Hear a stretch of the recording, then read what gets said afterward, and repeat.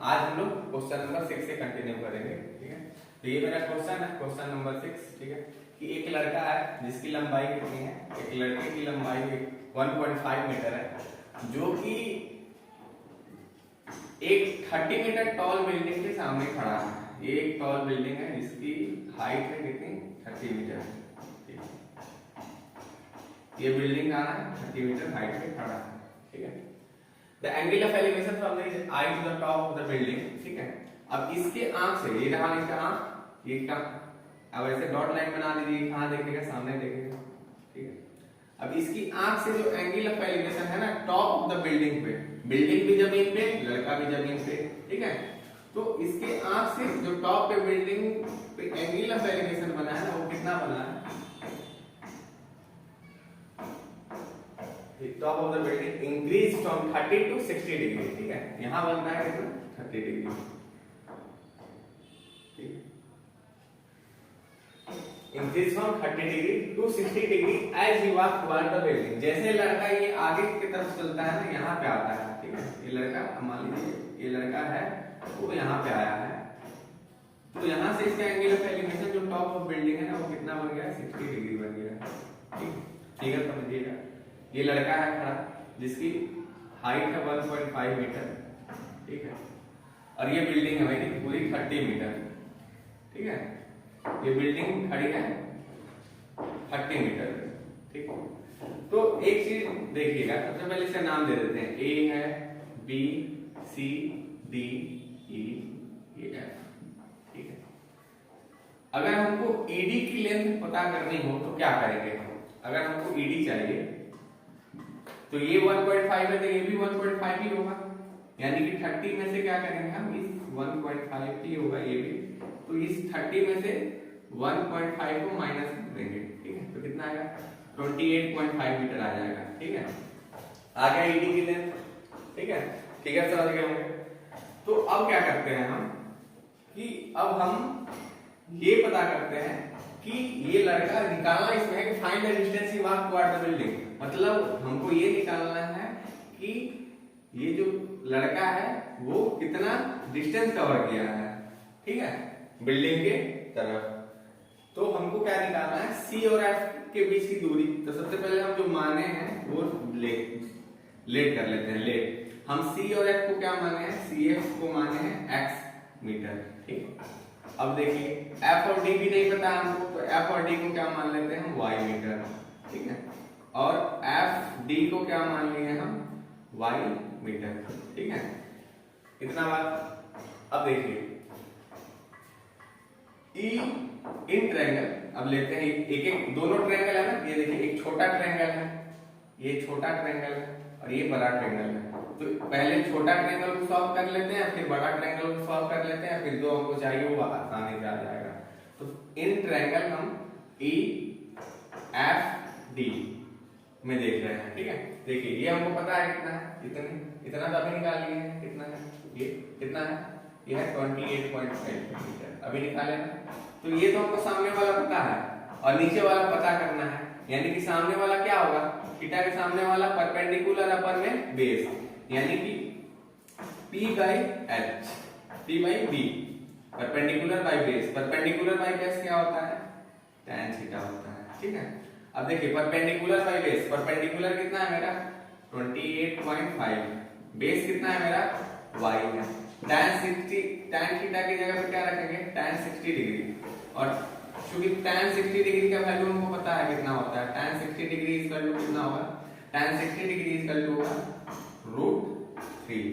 देखिए यार 28.5 बाई में y equal to √3, cross multiply कर लीजिए, कितना आ गया √3, y इक्वल टू में 28.5, y इक्वल टू में 28.5 बाई में √3, ठीक है। इतना बात पता चल गया होगा आपको। y देखिए ये y आ गया मेरे को, ठीक है। फिर इधर करते हैं नेक्स्ट पॉइंट। अब हम क्या करेंगे, ये बड़ा वाला ट्रायंगल में देखेंगे कि देखिए बड़ा वाला ट्रायंगल में भी जो मेरा परपेंडिकुलर होगा सामने वाला वो ईडी ही होगा, ठीक है। तो परपेंडिकुलर और बेस क्या होगा मेरा, बेस तो ये कंप्लीट हो जाएगा ना, यहाँ से यहाँ तक, यहाँ से यहाँ तक कंप्लीट बेस है मेरा। तो बेस तुम्हारा क्या हो गया, x प्लस वाई, ठीक है, या x प्लस वाई अभी नहीं लिखिए, बेस तुम्हारा क्या होगा, ये पूरा p by B equal to क्या लगेगा, tan थीटा। अब देखिए p क्या है बड़े वाले में, इन ट्रायंगल इसमें देख रहे हैं हम, इन ट्रायंगल इसमें ई सी डी में, ठीक है, इस ट्रायंगल में देख रहे हैं, ठीक है, इसमें किसमें देख रहे हैं, ई एफ डी में। तो in triangle E C D में क्या होगा, p by B equal to में tan थीटा, ठीक है। अब देखिए p कितना है 28.5 है, बाई b कितना है, b तो मेरा ये रहा, cd कितना है x प्लस वाई है, x प्लस वाई लिख लीजिए इक्वल टू में tan थीटा की जगह पे कितना 30 डिग्री। अब tan 30 डिग्री का वैल्यू कितना होता है 28.5 इक्वल टू में x plus Y equal to में 1/√3, ठीक है। पता है हमको कि tan 30 डिग्री का वैल्यू कितना होता है, tan 30 डिग्री इक्वल टू में 1/√3, ठीक है। तो ये सारे वैल्यू आपको याद होने चाहिए। अब क्या कीजिए आप, अब आपको y का वैल्यू पता है, यहाँ पुट कर दीजिए y का वैल्यू क्या होगा, इससे 28.5 x प्लस y, y कितना लेके आए थे हम 28.5 बाई √3 इक्वल टू 1/√3, ठीक है। चलिए अब क्रॉस मल्टीप्लाई कर देते हैं, इसका मल्टीप्लाई इसमें और इसका मल्टीप्लाई उधर। तो ये जो डिनोमिनेटर है LHS साइड में, इसका मल्टीप्लाई 1 से करेंगे तो आ जाएगा x प्लस 28.5 बाई में √3 इक्वल टू, इसका मल्टीप्लाई इसमें करेंगे तो ये आ जाएगा 28.5√3, ठीक है। आया समझ में। अब देखिए x का वैल्यू निकालना है हमको ना, y से क्या मतलब है, हमको तो ये पता करना है कि लड़का यहाँ कितना दूरी तय किया है टुवर्ड्स द बिल्डिंग, ठीक है, कितना डिस्टेंस कवर किया है। तो x इक्वल टू में क्या हो जाएगा, x इक्वल टू में 28.5√3 और माइनस का 28.5√3, ठीक है। इधर ये प्लस में था, उधर जाके माइनस में हो गया, दिख रहा है ना, ठीक है। अब इधर कर लेते हैं थोड़ा सा, देखिएगा यहां से 28.5√3 क्या करते हैं, कॉमन ले लेते हैं, x इक्वल टू 28.5√3 कॉमन लेते ही हमको क्या बच जाएगा, हमको बचेगा 1, यहाँ हमको मिला 1, ठीक है। 28.5 कॉमन लीजिए क्योंकि √3 तो है ही नहीं दूसरे में, 28.5 कॉमन लीजिए, तो 28.5 कॉमन लेने पे क्या मिला, हमको मिला √3 और माइनस का 1/√3, ये कॉमन मिला, ठीक है। अब देखिएगा अंदर में एलसीएम ले लीजिए, 28.5√3 का एलसीएम लेंगे, नीचे कुछ नहीं है तो √3 ही होगा, √3 1 into √3 तो √3 3 minus 1, ठीक है, देख लीजिए सिंपल कैलकुलेशन 28.5 ये कितना होगा 3 minus 2 √3। अब आइए 28.5 into 2 कितना हो जाएगा, 28.5 into 2 57, अपन में कितना √3, डिनोमिनेटर में कभी भी हम रूट नहीं रखते हैं, तो यहाँ पे क्या कर दीजिए रेशनलाइज कर दीजिए, इसको रेशनलाइज करने से क्या होगा, ये x बाई में 57√3 हो जाएगा और नीचे में √3 3 हो जाएगा, 3 से 57 को कट जाएगा 19 बार में, तो 19 बार में इसको कट कर दीजिए और x का वैल्यू आपका कितना आ गया 19√3 मीटर, ठीक है। तो x का वैल्यू कितना आया, x का वैल्यू कितना है 19.19√3 मीटर, यानी कि लड़का कितना डिस्टेंस कवर किया है 19√3 मीटर, ठीक है। तो ये था आपका क्वेश्चन, ठीक है, अच्छे क्वेश्चन थे ये सब, ठीक है। तो नोट डाउन करिए। चलिए अगला क्वेश्चन है मेरा, from a point on the ground the angle of elevation of bottom and top of transmission line tower fixed at a top of 20 meter high building, ठीक है। देखिए क्या है कि एक बिल्डिंग है, इस क्वेश्चन में एक बिल्डिंग है, जो बिल्डिंग है 20 मीटर हाई बिल्डिंग है, ठीक है, ठीक है, 20 मीटर हाई बिल्डिंग है, ठीक। अब इसके ऊपर जो है ना, इस बिल्डिंग के ऊपर एक टावर फिक्स है, ये टावर है, ठीक है, ट्रांसमिशन टावर है, ठीक है। Is fixed at the top of the building. 20 metre building है ये, ठीक है, ये बिल्डिंग है और ये क्या है, टावर, ठीक है। तो टावर से क्या है कि 20 मीटर हाई बिल्डिंग है 45 डिग्री 60 डिग्री रेस्पेक्टिवली, ठीक है। जो एंगल ऑफ एलिवेशन है, ठीक है, from the top of the transmission tower is fixed at the top of 20 metre high building is 45 degree and कितना डिग्री, 60 डिग्री, ठीक है। तो टॉप ऑफ द टावर से कितना है, 60 डिग्री, और टॉप ऑफ द बिल्डिंग से कितना है, ये 60 डिग्री, ठीक है।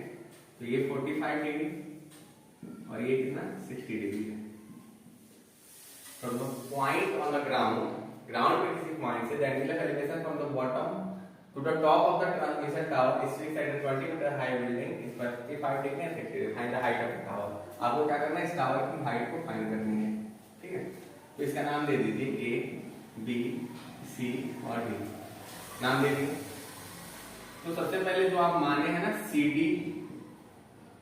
इक्वल टू H मीटर, आप लेट किए हैं, CD जो है वो H मीटर है, ये आपको पता है क्या, नहीं पता है, ठीक है।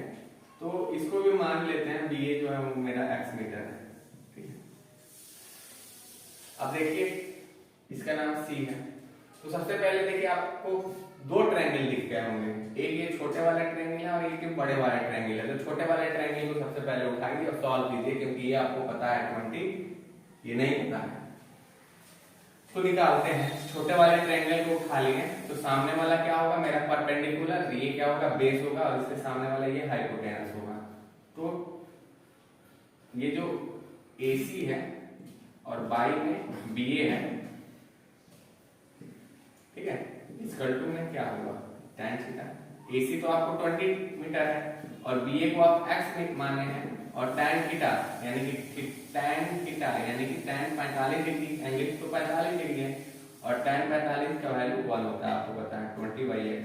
क्रॉस मल्टीप्लाई कर दीजिए, x बराबर कितना आएगा, 20 मीटर, ठीक है। x 20 आ गया, मतलब यहाँ AB की डिस्टेंस आपको पता चल गई। फिर आप क्या कीजिए, इस बड़े वाले ट्रायंगल को लीजिए, ठीक है, इन ट्रायंगल इसमें ACD में, ठीक है, बड़ा वाला ट्रायंगल ले लिए। तो इसमें जो सामने वाला होगा वो तो परपेंडिकुलर होगा, और ये तो बेस यही है मेरा, ठीक है।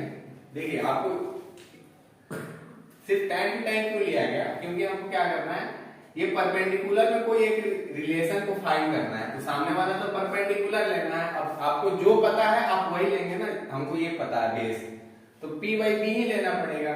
तो परपेंडिकुलर बाय बेस यानी कि AD बाय में क्या, AB इक्वल टू में क्या, इक्वल टू में tan कितना, 60 डिग्री है आपकी बात। अब देखिए AD क्या है आपके पास, AD क्या है, 20 तो पता है, और इतना क्या माने हैं, H माने हैं, 20 प्लस H है। AB अभी आप निकाल गए हैं 20 मीटर, और tan 60 डिग्री का वैल्यू कितना होता है, √3 होता है। क्रॉस मल्टीप्लाई कर दीजिए, 20 प्लस H इक्वल टू में 20√3, H इक्वल टू में 20√3 और माइनस का 20, H इक्वल टू में 20 कॉमन ले लीजिए तो √3 माइनस का 1 हो जाएगा मीटर, यानी कि H कितना आ गया, हाइट ऑफ टावर 20√3 - 1 मीटर, ठीक है। तो क्वेश्चन में कुछ नहीं था, सिंपल सा लॉजिक समझना था, ठीक है। चलिए आप लोग